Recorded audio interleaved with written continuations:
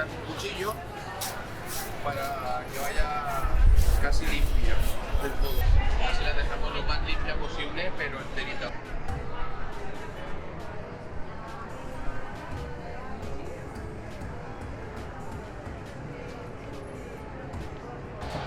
Es una espina que dejamos sacada toda la de raíz para no cortar con las tijeras. Queda limpia, sin espina por aquí y sin espina por aquí.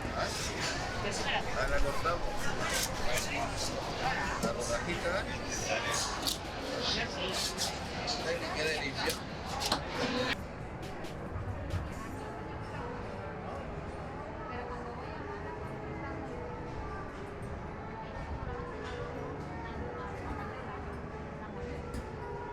Podemos apreciar el color rojo de la sangre, como está fresca y listo.